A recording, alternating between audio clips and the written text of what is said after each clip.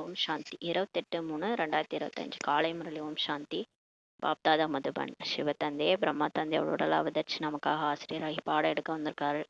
நம்மளாம் இறை மாணவர்கள் மிக கவனம் ஆத்மா அபிமானி நிலையிலிருந்து ஞான முறையிலேயே நம்ம கேட்கலாம். பாபா சொல்றாங்க, இனிமையான குழந்தைகளே, நீங்கள் மிகவும் அதிர்ஷ்டசாலிகள். ஏனென்றால் உங்களுக்கு பாபாவின் நினைவை தவிர வேறு எந்த கவலையும் இல்லை. இந்த பிரம்மா பாபாவுக்கு நிறைய சிந்தனைகள் செல்கிறதுன்றாரு. அப்போ நம்மளாம் அதிர்ஷ்டசாலிகள். நமக்கு பாபா நினைக்கிறத தவிர எந்த கவலையும் இல்லை. ஆனால் இந்த பிரம்மா பாபாவுக்கு நிறைய சிந்தனை போகுதான். கேள்வி, பாபாவிடம் இருக்கக்கூடிய நல்ல குழந்தைகளின் அடையாளம் என்ன? பதில், அவர்கள் அனைவருடைய புத்தியின் தொடர்பையும் ஒரு பாபாவோட இணைத்து கொண்டே இருப்பார்கள். சேவாதாரிகளாக அவங்க இருப்பாங்க. நல்ல குழந்தைகள் எப்படி இருப்பாங்கன்னா, அவங்க எல்லாருடைய புத்தியின் தொடர்பை ஒரு பாபாவோட இணைச்சிக்கிட்டே இருப்பாங்க. சேவாதாரியா இருப்பாங்க. தானும் நல்ல விதத்துல படிச்சு மற்றவர்களுக்கும் கற்பிப்பார்கள். தந்தையினுடைய மனதில் இடம் பெற்று இருப்பார்கள். பாபாவுடைய மனசுல இடம் பெற்றிருப்பார்கள். அப்படிப்பட்ட நல்ல குழந்தைகள் தான் தந்தையின் பெயரை விளங்கச் செய்வார்கள் சொல்லி பாபா சொல்றாரு. யார் முழுமையாக படிப்பதில்லையோ அவர்கள் மற்றவர்களையும் கெடுக்கிறாங்க. இது கூட நாடகத்துல பதிவாயிருக்குன்னு சொல்லி சொல்றாரு. பாட்டு, தாய் தந்தையரின் ஆசீர்வாதத்தை எடுத்துக்கொள்ளுங்கள் பாட்டு ஓடுது. ஓம் சாந்தி. ஒவ்வொரு வீட்டிலும் தாய் தந்தை மற்றும் 2-4 குழந்தைகள் இருக்கிறார்கள். இருந்தாலும் ஆசீர்வாதம் கேட்டுக்கொண்டேதான் இருக்கிறார்கள். அது எல்லைக்குட்பட்ட விஷயமாகுன்றாரு. இது எல்லைக்குட்பட்டவைகளுக்காக பாடப்பட்டுள்ளது. எல்லையற்றதை பற்றி யாருக்கும் தெரியலன்னு சொல்றார் பாபா. அந்த எல்லைக்குட்பட்ட வீட்டில் தாய் தந்தை 2-4 குழந்தை இருந்தாலும் ஆசீர்வாதம் கேட்டுட்டு தான் இருக்கிறாங்க. ஆனால் இந்த எல்லைக்கு அப்பாற்பட்ட விஷயம் யாருக்கும் தெரியல. எல்லாம் கடவுள்கிட்ட ஆசீர்வாதம் கேட்டுட்டு இருக்கிறாங்க இல்லையா, அது தெரியல. நாம் எல்லையற்ற தந்தையின் குழந்தைகள் என்பதை இப்போது குழந்தைகளாகிய நீங்கள் தெரிந்துள்ளீர்கள். அவர்கள் எல்லைக்குட்பட்ட தாய் தந்தையராக இருக்கிறார்கள். எல்லைக்குட்பட்ட தாய் தந்தையரிடமிருந்து ஆசீர்வாதத்தை பெற்றுக்கொள்ளுங்கள். இவர்கள் எல்லையற்ற தாய் தந்தையர் ஆவர். இந்த பிரம்மா பாபா, சிவபாபா எல்லையற்ற தாய் தந்தை. அந்த எல்லைக்குட்பட்ட தாய் தந்தையர் கூட குழந்தைகளை பாதுகாத்து வளர்க்கின்றனர். பிறகு டீச்சர் கற்பிக்கின்றார். இவர்கள் எல்லையற்ற தாய் தந்தையர், எல்லையற்ற டீச்சர், எல்லையற்ற சத்குருவா இருக்கிறார். பரம தந்தை டீச்சர், பரம குருவாக இருக்கின்றார் என்பது குழந்தைகளாகி நீங்கள் இப்போது அறிந்துள்ளீர்கள். இப்போ ஒரே கடவுள் தான். அவர் தான் நமக்கு எல்லையற்ற தாய் தந்தையர், எல்லையற்ற டீச்சர், எல்லையற்ற சத்குருவா இருக்கிறாரு. பரம தந்தை தான் டீச்சர், பரம குருவா இருக்கிறாருன்ட்டு நம்ம இப்ப தெரிஞ்சுக்கிட்டோம். சத்தியத்தை பேசக்கூடியவர், சத்தியத்தை கற்றுக் கொடுப்பவராக இப்ப இருக்கின்றார். யாரு? கடவுள் சிவன் இப்ப சத்தியத்தை பேசக்கூடியவர். சத்தியத்தை தான் நமக்கு சொல்லி கொடுக்குறாரு. குழந்தைகளில் வரிசை கிரமமாக இருக்கிறார்கள் அல்லவா? லௌகீக வீட்டில் 2-4 குழந்தைகள் இருக்கிறார்கள் என்றால் அவர்களை எவ்வளவு பாதுகாக்க வேண்டியிருக்கிறது. இப்போ வீட்லயே 2-4 பசங்க இருந்தாங்கன்னா எவ்வளோ அவங்கள பாதுகாக்கணும். சாப்பாடு போடணும், படிக்க வைக்கணும், அவங்கள பார்த்துக்கணும் இல்லையா? ஆனால் இங்கே எவ்வளோ அதிகமான குழந்தைகள் இருக்கிறாங்க பாருங்க. சென்டரில் எங்கள் உலகம் ஃபுல்லாக பிகேஸ் அதிகமான குழந்தைகள் இருக்காங்க. எவ்வளோ சென்டர்களில் இருந்து குழந்தைகளுடைய செய்திகள்லாம் வருகுது இல்லையா? இவர் ஷைத்தான் காரியம் செய்கிறார், தீய காரியம் செய்கிறார், தொல்லை தருகின்றார், தடை ஏற்படுத்துகின்றார் என்று எவ்வளவு செய்திகள் வருகிறது. யாருக்கு? பிரம்மா பாபாவுக்கு வருது. இந்த பிரம்மா பாபாவிற்கு தான் கவலை இருக்கும் அல்லவான்னு சொல்லி சிவபாபா சொல்றாரு. அவருக்கு சிவபாபாவுக்கு கவலை இல்லை. அவர் சாட்சியா இருந்து மேல இருந்து பார்த்துருவாரு. இந்த பிரம்மா பாபாவுக்கு தான் கவலை இருக்குது, என்னடா இப்படி ஆகுதுன்ட்டு. இவர்தான் பிரஜாபிதா அல்லவா? பிரஜைகளின் தந்தை இவர்தான் அல்லவா? எவ்வளவு அதிகமான குழந்தையின் மீது கவனம் இருக்கிறது. எல்லார் மேலேயும் பிரம்மா பாபாவுக்கு கவலை இருக்கு. அதனால நமக்கு எந்த கவலையும் இல்லைன்றார் பாபா. நீங்க எல்லா கவலையும் பிரம்மா பாபாவுக்கு தான். ஆகையினால் தான் குழந்தைகளாகிய நீங்கள் நல்ல விதத்தில் பாபாவின் நினைவில் இருக்க முடியும் என்று பாபா கூறுகின்றார். பாருங்க, இந்த பிரம்மா பாபாவுக்கு அவ்வளோ பிரச்சனை இருக்கு. ஆனா அவரே நினைக்க முயற்சி பண்றாரு சிவபாபாவை. இப்போ உங்களுக்கு என்ன கவலை இருக்கு? எல்லா பொறுப்பும் அவர் எடுத்துட்டு இருக்கிறாரு. அப்ப நீங்க தான் நல்ல விதத்துல பாபாவின் நினைவில் இருக்க முடியும்ட்டு பாபா சொல்றாரு. எவ்வளவு அதிகமான குழந்தைகளை பராமரிக்க வேண்டி இருக்கிறது. எவ்வளோ பேர் உலகம் ஃபுல்லா இருக்கிறாங்க, எல்லாரையும் பராமரிக்கணும். மாயையும் மிகப்பெரிய எதிரி அல்லவா? மாயா என்ன பண்ணும்? நம்ம பாபா ஒரு பக்கம் ஸ்ரீமத் படி நடக்க வச்சு முன்னேற்றிட்டு போனா அந்த மாயா கீழே தள்ளி விடுறதுக்கு முயற்சி பண்ணும். மாயையும் மிகப்பெரிய எதிரி அல்லவான்றார். சிலருடைய தோலை நன்றாகவே உரித்து, அதாவது நைய புடைத்து விடுகிறதுன்னு சொல்றாரு. சிலரை மூக்கையை பிடிக்கிறதா மாயை, சிலரது குடுமையை பிடித்துக் கொள்கிறதாம். இவ்வளவு அனைவரை பற்றியும் சிந்திக்க வேண்டியுள்ளதுன்றாரு. இருந்தாலும் எல்லையற்ற தந்தையின் நினைவில் இருக்கவும் வேண்டி இருக்கிறதாம் பாபா, பிரம்மா பாபா. நீங்கள் எல்லையற்ற தந்தையினுடைய குழந்தைகள் ஆவீர்கள். நாம் ஏன் பாபாவின் ஸ்ரீமத் படி நடந்து முழுமையாக ஆஸ்தி எடுக்கக்கூடாது என்பதை தெரிந்துள்ளீர்கள் சொல்றாரு. அனைவரும் ஒரே மாதிரி நடந்து கொள்ள முடியாது. எல்லாரும் ஒரே மாதிரி இருக்க மாட்டாங்க. ஏனென்றால் இங்கு ராஜ்யம் ஸ்தாபனை ஆகி கொண்டிருக்கிறது. இது வேற யாருடைய புத்தியிலும் வர முடியாதுன்றாரு. இது மிகவும் உயர்ந்த படிப்பாகும் சொல்லி பாபா சொல்றாரு. ராஜ்யம் கிடைத்து விட்டது என்றால் பிறகு இந்த ராஜ்யம் எப்படி ஸ்தாபனை ஆனது என்பது தெரியாதுன்னு சொல்றார் பாபா.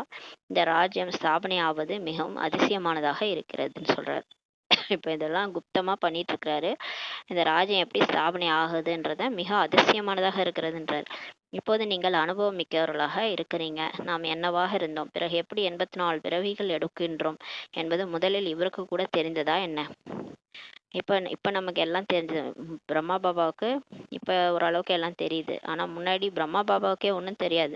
நம்ம என்னவா இருந்தோம், எப்படி 84 பிறவி எடுத்தோம் அப்படின்றது பிரம்மா பாபாவுக்கே தெரியாம இருந்தது.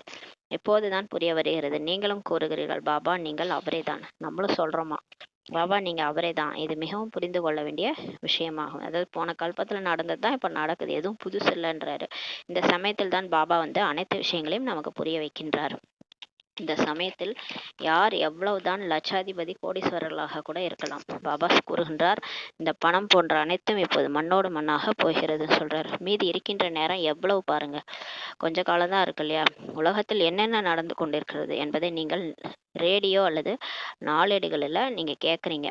இப்போ நம்ம நியூஸ் பேப்பர் ஃபோன்லேயே பார்க்கணும் இல்லையா, எல்லாமே என்னென்ன நடக்குதுன்ட்டு.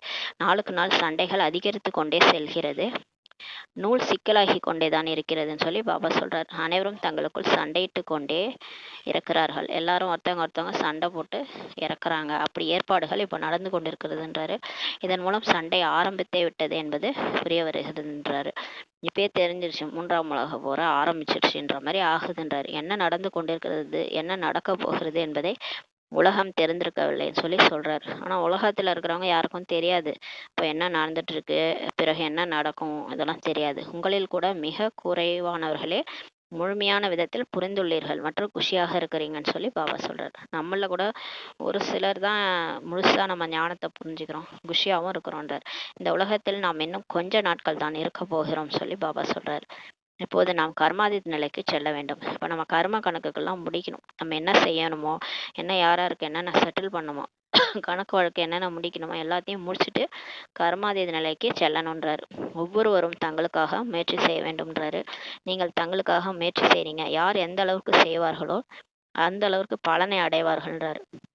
நம்ம என்ன செய்கிறோமோ, முயற்சி என்ன செய்கிறோமோ, பாபா நினைக்கிறதுலேருந்து, முரளி கேட்கறதுலேருந்து, சென்டரில் போய் சேவை பண்ணுறதுலேருந்து, சென்டரில் நம்மளால் முடிஞ்ச சகயோகம், காசு, பணம் எதெல்லாம் நம்ம எந்த அளவுக்கு கொடுக்குறோமோ அந்த அளவுக்கு பலன் வந்து நமக்கு வந்து சொர்க்கத்தில் கிடைக்கும்னு சொல்கிறார். தங்களுடைய முயற்சியை இப்போ செய்ய வேண்டும் மற்றும் பிறரையும் முயற்சி செய்ய வைக்க வேண்டும் சொல்கிறார்.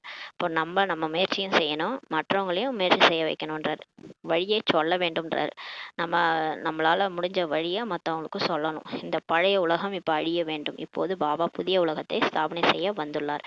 எனவே இந்த விநாசத்திற்கு முன்பாக நீங்கள் புதிய உலகத்திற்கான படிப்பை படித்து கொள்ளுங்கள் சொல்லி பாபா சொல்றார். இப்போ இந்த விநாசம் வர்றதுக்கு முன்னாடியே நீங்க இப்போ வந்து சொர்க்கத்துக்கு போறதுக்கான படிப்பு படிச்சுக்கங்கன்றார். பகவானுடைய மகா வாக்கியம், நான் உங்களுக்கு ராஜயோகம் கற்று கொடுக்கிறேன்றது தான் அவரோட மகா வாக்கியமே. என்னன்னா, நான் உங்களுக்கு ராஜயோகம் சொல்லி கொடுக்குறேன். செல்ல குழந்தைகளை, நீங்கள் நிறைய பக்தி செய்துள்ளீர்கள். அரை கல்பம் நீங்கள் ராவண ராஜ்யத்துல இருந்தீர்கள் அல்லவா? யாரை ராமன் என்று சொல்லப்படுகிறது என்பது கூட யாருக்கும் தெரியல. ராமர்னு சொல்றாங்க, சீதைன்னு சொல்றாங்க இல்லையா? சீதைன்றது ஆத்மா, ராமன்றது பரமாத்மா. இது கூட யாருக்கும் தெரியலன்றாரு. ராமராஜ்யம் எப்படி ஸ்தாபனை ஆனது, இவை அனைத்தையும் பிராமணர்களாகிய நீங்க தான் தெரிஞ்சிருக்கிறீங்கன்னு சொல்றாரு. ராமராஜ்யம் எப்படி ஸ்தாபனை ஆச்சு, இப்பதான் பாபா ராஜ்யம் வந்து ஸ்தாபனை பண்ணியிருக்காரு. இது எல்லாமே பிராமணர்களாகிய நீங்க தான் தெரிஞ்சிருக்கிறீங்கன்றார். உங்களிலும் கூட எதையும் தெரிந்திராதவர்கள் சிலர் இருக்கிறாங்கன்றாரு. பிகேஸ்லேயே கூட எதுவுமே ஞானமே சுத்தமா தெரியாதவங்க சிலர் கூட இருக்கிறாங்கன்றாரு. யார் அனைவருடைய புத்தியின் தொடர்பையும் ஒரு பாபாவோட இணைக்கிறார்களோ அவர்கள் தான் பாபாவின் நல்ல குழந்தைகள் ஆவர். எப்பயுமே பாபா பத்தி பேசுறது, முரளியை பத்தி பேசுறது, பாபாவோட நினைவை தொடர்பை ஏற்படுத்துறது, இது வந்து நல்ல குழந்தைகளுடைய வேலை. அவங்க தான் பாபாவின் நல்ல குழந்தைகள் சொல்றாரு. யார் சேவாதாரிகளாக இருக்கிறார்களோ, யார் நல்ல விதத்தில் படிக்கிறார்களோ அவர்கள் பாபாவுடைய மனதில் இடம் பெற்றிருக்கிறார்கள் சொல்றாரு. யார் நல்ல விதத்துல படிக்கிறாங்களோ, யார் சேவாதாரியா இருக்கிறாங்களோ, சேவை செய்யறாங்களோ அவங்க பாபாவுடைய மனசுல இடம் பெற்றிருக்கிறார்கள்ன்றாரு. இன்னும் சிலர் தகுதியற்றவர்களாகவும் இருக்கிறாங்க. சேவைக்கு பதிலாக சேவைக்கு பங்கம் விளைவிக்கிறார்கள் சொல்றாரு. டிஸ்சர்வீஸ் பண்றாங்க. அவர்கள் பாபாவிடமிருந்து தங்களுடைய புத்தியின் தொடர்பை துண்டித்து விடுகிறார்கள். அவங்களும் பாபாவை நினைக்க மாட்டாங்க, மற்றவங்களையும் நினைக்க விடாம பண்ணுவாங்க, துண்டித்து விடுகிறார்கள். இது கூட நாடகத்தில் பதிவாகியுள்ளதுன்றாரு. நாடகத்தின்படி இது நடக்கத்தான் வேண்டும் சொல்றாரு. ஆனா டிராமா படி இதெல்லாம் நடக்கும் தான். ஏன்னா இங்க வந்து ராஜ்யம் ஸ்தாபனை ஆயிட்டு இருக்கு, பதவி வேற இருக்குல்ல, அதனால இப்படிதான் நடக்கும்ன்றாரு. யார் முழுமையாக படிக்கவில்லையோ அவர்கள் என்ன செய்வார்கள்னா மற்றவர்களையும் கெடுத்து விடுவார்கள் சொல்றார். ஆகையினால் பாபாவை இப்போ பின்பற்றுங்கள். மற்றும் யார் சேவாதாரி குழந்தைகள் இருக்கிறார்களோ, யார் பாபாவின் மனதில் உயர்ந்திருக்கிறார்களோ அவர்களுடன் சேர்க்கை வையுங்கள் என்று குழந்தைகளுக்கு புரிய வைக்கப்படுகிறது. இப்போ யார் சரியா படிக்கலையோ அவங்க என்ன பண்ணுவாங்கன்னா அவங்க மற்றவங்களையும் கெடுத்துருவாங்க. அதனால இப்போ பாபாவை பின்பற்றுங்கன்னு சொல்றாரு. இப்போ யார் சரியா படிக்க மாட்டாங்க அப்படின்னா சாரி மற்றும் யார் சேவாதாரி குழந்தைகளா இருக்கிறாங்களோ அவங்க என்ன பண்ணுவாங்கன்னா பாபாவின் மனதில் உயர்ந்திருக்கிறாங்க இல்லையா, அவங்களோட மட்டும் நீங்க சேர்க்க வைங்கன்னு சொல்றாரு. நல்ல சேவை பண்றவங்க, நல்லா முரளி படிக்கிறவங்க, நல்லா வந்து பாபா நினைவை ஏற்படுத்துறவங்களோட பாபா மனசுல யார் உயர்ந்திருக்கிறாங்களோ அவங்களோட சேர்க்க வைங்கன்னு சொல்லி புரிய வைக்கப்படுகிறதுன்றாரு. யாரோடு சேர்க்கை வைத்துக் கொள்ளலாம் என்று நீங்க கேட்கலாம். இவருடைய சேர்க்கை மிகவும் நன்றாக இருக்கும். பாபா உடனே சொல்லிவிடுவாராம். அந்த காலத்திலே பாபா வந்து சொல்றாரு, இவங்களோட சேருங்க அப்படின்னு சொல்றாரு. நிறைய பேருடைய சேர்க்கையை அப்படித்தான் வைத்துக் கொள்கிறார்கள். அவர்களுடைய தலைகீழான நிறம் வந்து ஏறிவிடுகிறதுன்றாரு. நல்ல சேர்க்கை உயர்த்தும், தீய சகவாசம் விழ வைத்துவிடும் என்று பாடப்பட்டுள்ளதுன்னு சொல்றாரு. தீய சகவாசம் ஏற்பட்டது என்றால் ஒரேடியாக அழித்து விடும் சொல்லி பாபா சொல்றார்.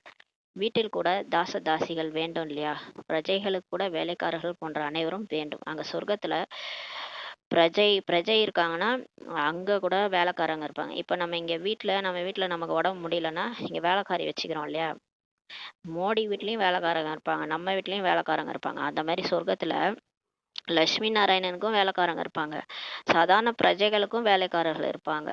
அந்த மாதிரி இந்த தீய சகவாசத்துல போறவங்க, டிஸ்சர்வீஸ் பண்றவங்க, பாபா நினைவை ஏற்படுத்தாம பங்க விளைவிக்கிறவங்க எல்லாம் வேலைக்காரனா அங்க வந்துருவாங்க, தாசன் தாசிகளா அங்க ஆவாங்க. அதனாலதான் பாபா வந்து அதுவும் கண்டுக்கிறதுல விட்டுருங்கன்றாரு. ஒழுங்கா முயற்சி பண்றவங்க மட்டும் முயற்சி பண்ணி பதவி அடைவாங்க, மற்றவங்களாம் அப்படிதான் இருக்கிறாங்கன்னா அவங்க வேலைக்காரரா ஆயிடுவாங்கன்னு சொல்றாரு. இங்கே முழு ராஜ்யமும் ஸ்தாபனை ஆகி கொண்டிருக்கிறது. இதில் மிகவும் பரந்த புத்தி வேண்டும் சொல்லி பாபா சொல்றாரு.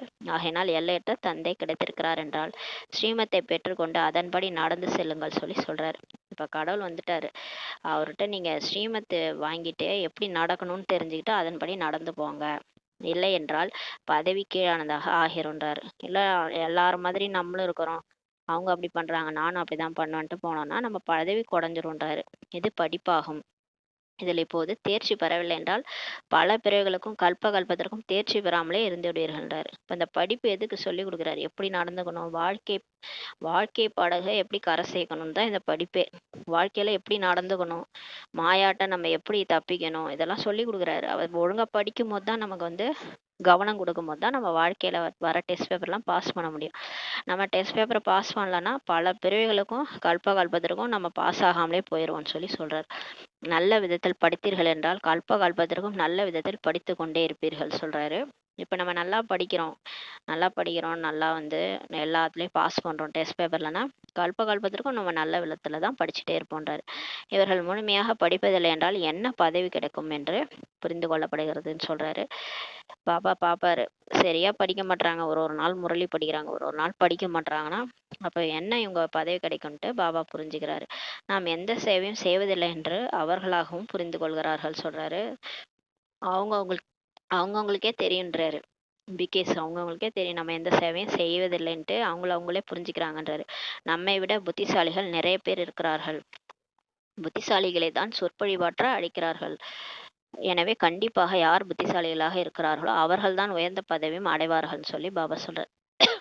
யார் புத்திசாலியா இருக்காங்களோ, யார் ஞானத்தை எல்லாருக்கும் புரிய வச்சு எல்லாரையும் மாத்துறாங்களோ அவங்க தான் உயர்ந்த பதவியும் அடைவார்கள் சொல்றார்.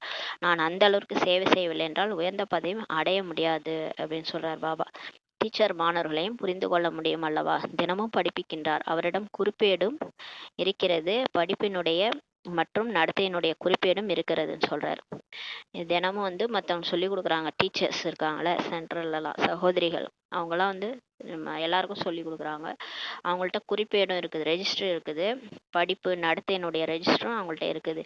இங்கேயும் அப்படிதான் இருக்கிறதுன்றார். இதில் முக்கியமானது யோகத்தின் விஷயமாகன்றாரு. இங்கேயும் முக்கியமானதே யோகாதான்றாரு. யோகம் நன்றாக இருந்தால்தான் நடத்தையும் நன்றாக இருக்கும்னு சொல்றாரு. இப்ப யோகா நல்லா நம்ம இருந்தாதான் நம்மளோட நடத்தை கூட நன்றாக இருக்கும்ன்றாரு. படிப்புல எங்கேயாவது அகங்காரம் வந்துடுதுன்றாரு. படிப்பு ஞானம் படிக்கும் போது ஞானத்துல கொஞ்சம் அகங்காரம் வந்துடுதுன்றாரு. இதில் நினைவினுடைய மறைமுகமான உழைப்பு தேவைப்படுகிறது.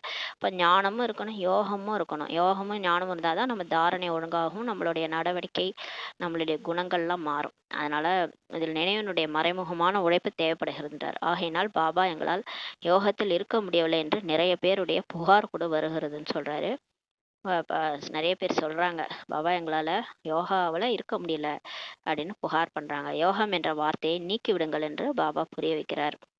பாபா யோகா யோகான்னு சொல்லாதீங்க, அன்பா பாபா நினைக்கிறது, அதை போய் யோகான்னு சொல்லிட்டு இருக்கீங்க. எந்த தந்தையிடம் ஆசி கிடைக்கிறதோ அவரை உங்களால் நினைக்க முடியவில்லையா அப்படின்னு சொல்லி கேட்குறாரு. கடவுள் சொர்க்கத்தையே ஆஸ்தியே கொடுக்குறாரு, அவரும் உங்களால நினைக்கல முடியலையா, இதை வேற யோகா யோகான்னு சொல்றீங்கன்றாரு. அதிசயமாக இருக்கிறதே. ஹே ஆத்மாக்களே, நீங்கள் தந்தையாகிய என்னை நினைவு செய்வதில்லை, நான் உங்களுக்கு வழி சொல்ல வந்திருக்கின்றேன்னு சொல்லி பாபா சொல்றார். நீங்கள் என்னை நினைவு செய்தீர்கள் என்றால் இந்த யோகா அக்னியின் மூலம் பாவம் அழிஞ்சிரும்ட்டு பாபா சொல்றாரு.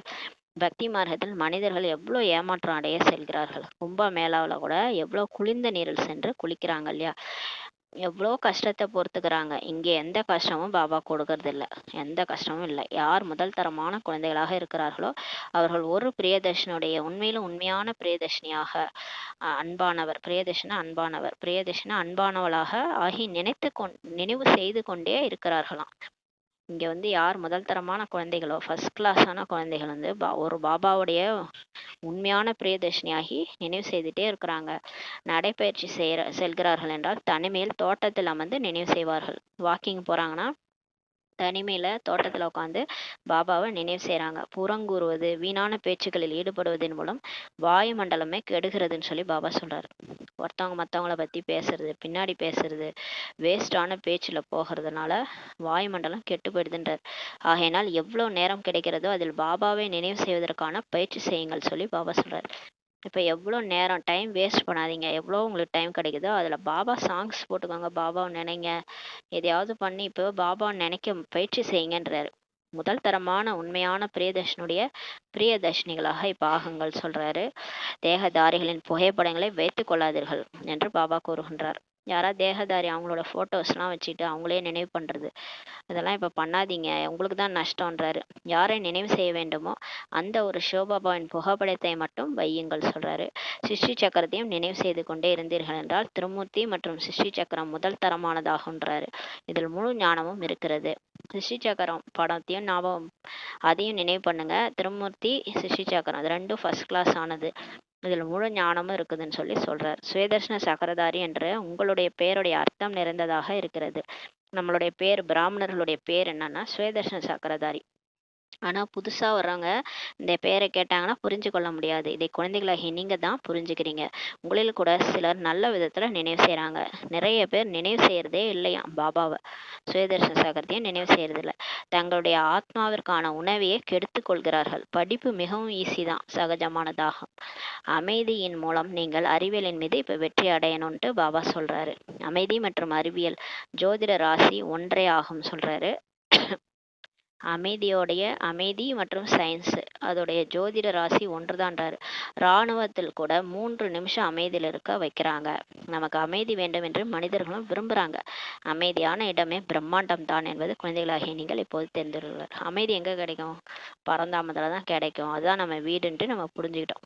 அந்த பிரம்ம மகா தத்துவத்தில் ஆத்மாக்களாகிய நாம் சிறு புள்ளியாக இருக்கின்றோம். அனைத்து ஆத்மாக்களின் மரமான அது மிகவும் அதிசயமாக இருக்கும் அல்லவான்னு சொல்றாரு.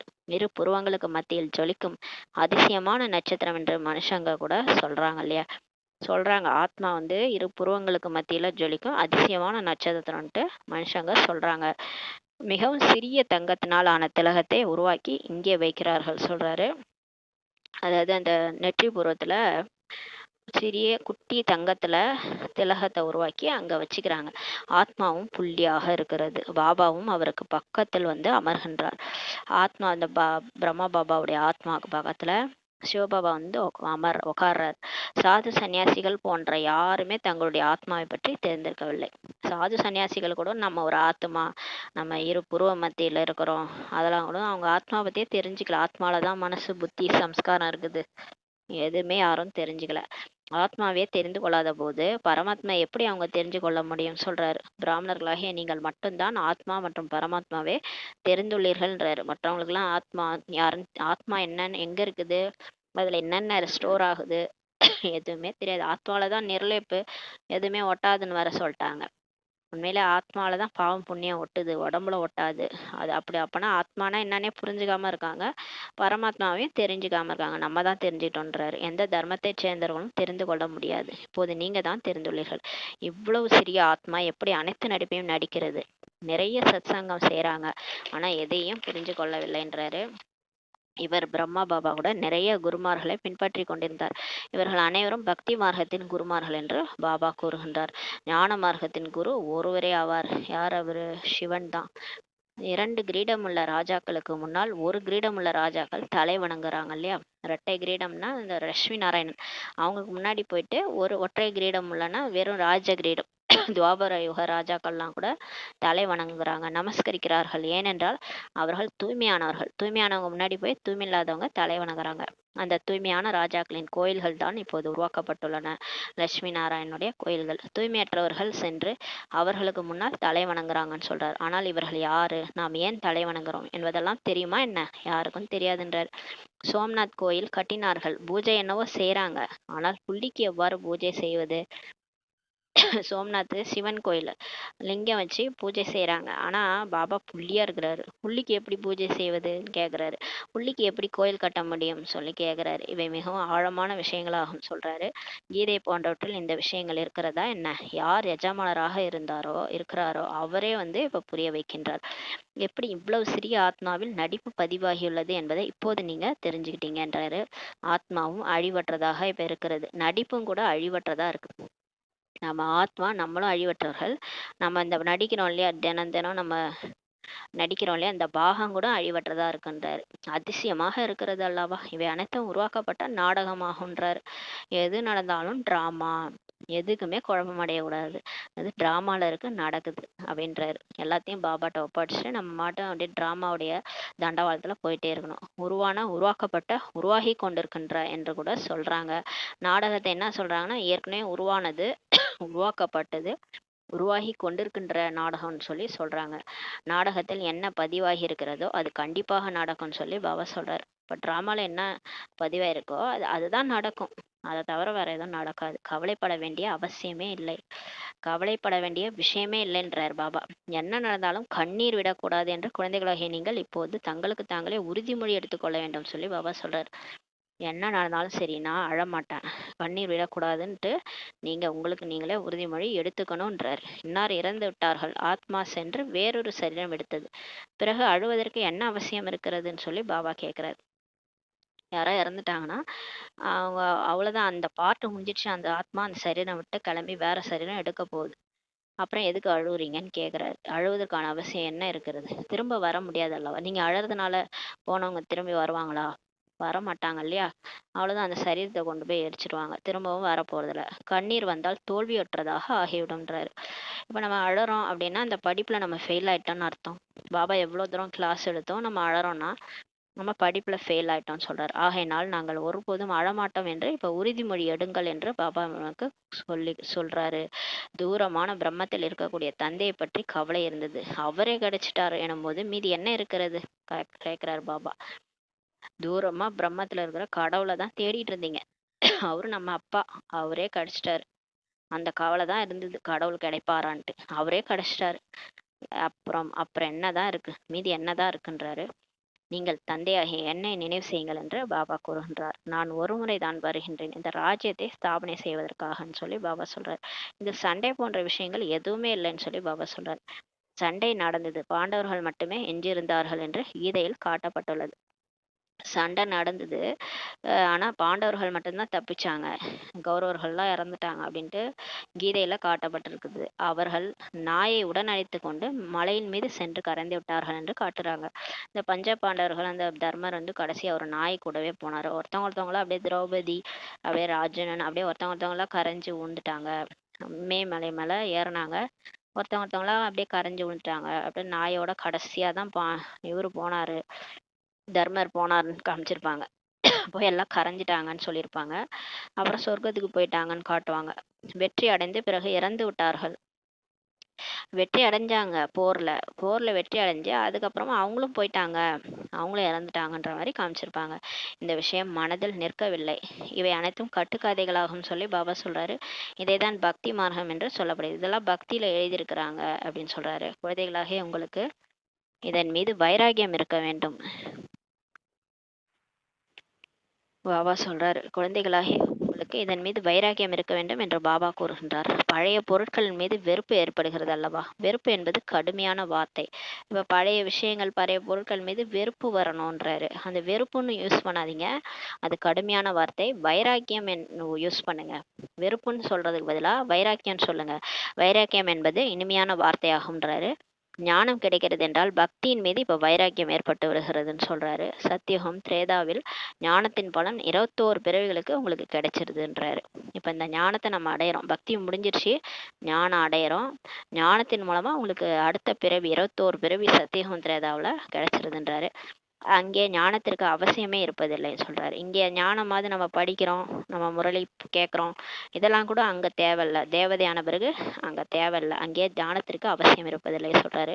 பிறகு நீங்கள் இறங்கும் மார்க்கத்தில் செல்கிறீர்கள் என்றால் ஏணிப்படியில நீங்க இறங்குறீங்க. அதுக்கப்புறம் தேவதை ஆனாலும் நம்ம அப்படியே ஒரு ஒரு நாள் குறைஞ்சிட்டே போகுது ஆத்மால சக்தி. அப்படியே ஏணில இருந்து இறங்குறோம், அப்ப இறங்கிட்டே போறீங்கன்றாரு. இப்போது கடைசி ஆகும். இப்போ நம்ம இறங்கி இறங்கி ஏணியில இறங்கி கீழே வந்துட்டோம். இப்போது இந்த பழைய உலகத்தின் மீது குழந்தைகளாகிய உங்களுக்கு வைராக்கியம் வர வேண்டும் என்று பாபா கூறுகின்றார். நீங்கள் இப்போது சூத்திரனிலிருந்து பிராமணர்களாக ஆகியிருக்கிறீங்க, மீண்டும் தேவதைகளாக ஆவீர்கள் என்று இப்ப பாபா கூறுகின்றார். மற்ற மனிதர்கள் இந்த விஷயங்களை பற்றி என்ன தெரிந்து கொள்வார்கள்? விராட ரூப சித்திரத்தை எல்லாம் உருவாக்குறாங்க, ஆனால் அதில் உச்சி குடுமி இருக்கிறது, சிவன் இல்லை. தேவதை, சத்திரியர், வைசியர், சூத்திரர் என்று சொல்லிடுறாங்க. ஆனா அந்த உச்சி குடுமியை வந்து பிராமணரையும் காட்டல, சிவனையும் காட்டல. சூத்திரன்ல இருந்து தேவதைகளாக எப்படி யார் மாற்றுகிறார் என்பது போன்ற எதையுமே அவங்க தெரிஞ்சுக்கல. அப்ப மனுஷன்ல இருந்து தேவதையா யார் ஆக்குறாங்கன்றத யாரும் தெரிஞ்சுக்கல. தேவதைகளாகிய நீங்கள் எவ்வளவு செல்வந்தர்களாக இருந்தீங்க, நம்ம ஒரு காலத்துல எவ்வளவு செல்வந்தரா இருந்தீங்கன்றாரு. பிறகு அந்த பணம் அனைத்தையும் எங்க இழந்தீர்கள்னு இப்ப கேக்குறாரு நம்மள. அவ்வளோ பணம் கொடுத்தனே போன கல்பத்துல, இதே மாதிரிதான் படிச்சு ஞானத்தை படிச்சு புத்தியில அவ்வளோ செல்வம் ஏத்திட்டு போனீங்க, சொர்க்கத்துல தேவதையா வாழ்ந்தீங்க, அவ்வளோ செல்வந்தரா இருந்தீங்க, இப்ப அந்த பணம்லாம் எங்க போச்சுன்னு கேக்குறாரு. தலை வணங்கி வணங்கி தலை தலை அவர்களுடைய பாதத்தில் விழுந்து தங்களுடைய பணத்தையே இழந்தீர்கள் சொல்றாரு. பக்தி பண்ணி பண்ணி தலை வணங்கி வணங்கி அவங்களுடைய பாதத்துல உங்க தலையை விழுந்து நீங்க உங்க பணத்தெல்லாம் இழந்துட்டீங்கன்றாரு. நேற்றைய விஷயம் அல்லவான்றார். இதெல்லாம் நேத்து தான் நடந்ததுன்றாரு. உங்களை இப்படி தேவதைகளாக உருவாக்கி விட்டு சென்றேன், பிறகு நீங்கள் என்னவாக இப்ப ஆகிட்டீங்க? உங்களை நான் பணக்காரரா தேவதையா ஆக்கிட்டு போனா நீங்க எப்படி இருக்கிறீங்க, என்னவாக ஆகிட்டீங்கன்னு சொல்லி கேட்கிறாரு. நல்லது. இனிமேல் இனிமையான காணாமல் போய் கண்டெடுக்கப்பட்ட செல்ல குழந்தைகளுக்கு தாயும் தந்தையுமான பாப்தாதாவின் அன்பு நினைவுகளும் காலை வணக்கம். ஆன்மீக குழந்தைகளுக்கு ஆன்மீக தாய் தந்தை நமஸ்காரம். நாம் ஆன்மீக குழந்தைகள் ஆன்மீக தாய் தந்தைக்கு நமஸ்காரம். தாரணைக்கான முக்கிய சாரம். ஃபர்ஸ்ட் பாயிண்ட், மற்றவர்களை பற்றிய சிந்தனையின் வீண் பேச்சுக்களின் மூலம் சூழ்நிலையை கெடுக்கக்கூடாது. தனிமையில் அமர்ந்து உண்மையான பிரியதர்ஷினிகளாக ஆகி தங்களுடைய பிரியதர்ஷனை நினைவு செய்ய வேண்டும். இரண்டாவது பாயிண்ட், ஒருபோதும் அழமாட்டேன், கண்களிலிருந்து கண்ணீர் விட மாட்டேன் என்று தங்களுக்கு தாங்களே உறுதிமொழி எடுக்க வேண்டும். யார் சேவாதாரிகளாக இருக்கிறார்களோ, பாபாவினுடைய மனதில் இடம் பிடித்து உயர்ந்திருக்கிறார்களோ அவர்களுடன் தான் சகவாசம் வைக்க வேண்டும். தங்களுடைய குறிப்பேட்டை நன்றாக வைத்து கொள்ள வேண்டும் சொல்றாரு. வரதானம். சக்திசாலியான விருத்தியின் மூலம் மன சேவை செய்யக்கூடிய உலகிற்கு நன்மை செய்பவர் ஆகுகன்ற வரதானம் கொடுக்கிறாரு. இப்ப சக்திசாலியான உள்ளுணர்வு மூலமா மனசா சேவை செய்யக்கூடிய உலகிற்கே நன்மை செய்பவர் ஆகுகன்ற வரதானம் கொடுக்கிறாரு. அலைந்து கொண்டிருக்கும் உலக ஆத்மாக்களுக்கு வழி கூறுவதற்காக சாட்சாத் பாபாவிற்கு சமமாக லைட் ஹவுஸ் மைட் ஹவுஸா இப்ப ஆகுங்க. ஒவ்வொரு ஆத்மாவுக்கும் ஏதாவது கொடுக்க வேண்டும் என்ற லட்சியம் வைங்க.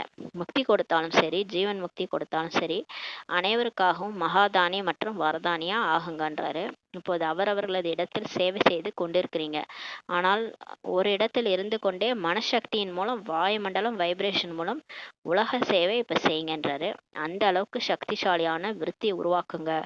அதன் மூலம் வாயுமண்டலம் கூட உருவாக வேண்டும்ன்றாரு. அப்போதுதான் உலகிற்கு நன்மை செய்யும் ஆத்மா என்றே உங்களை சொல்ல முடியும்னு சொல்றாரு. ஸ்லோகன்: அசரீரிக்கான பயிற்சி மற்றும் வீண் எண்ணங்கள் என்ற உணவு பத்தியத்தின் மூலம் தன்னை ஆரோக்கியமானவராக ஆக்குங்கள். இப்ப நம்ம மனசு ஆரோக்கியமா இருக்கணும், உடம்பு ஆரோக்கியமா இருக்கணும். மனசு நல்லா இருந்தாலே உடம்பு ஆரோக்கியமாயிடும். மனசுல இந்த வீண் எண்ணங்கள்லாம் வருது அப்படின்னா நம்மளுக்கு மனசு பாரமாயிடும், மனநோய் வந்துடும். அதனால இந்த வீண் எண்ணங்களை பத்தியம் இருங்க. அசரீரி பயிற்சி செய்யுங்க. அடிக்கடி நான் ஆத்துமா ஆத்துமா, இந்த உடல் அல்ல, அந்த பயிற்சி உடல் நான் விடுபட்டு இருக்கேன், அந்த பயிற்சியும் வீண் எண்ணங்களையும் நினைக்காம இருந்தாலே நம்ம ஆரோக்கியமாயிடலாம்னு சொல்றாரு. அந்த தன்னை இப்போ ஆரோக்கியமானவராக ஆக்குங்கள் சொல்லி பாபா சொல்றாங்க. ஓம் சாந்தி. நன்றி பாபா, நன்றி ரமா, நன்றி பரிவாரம்.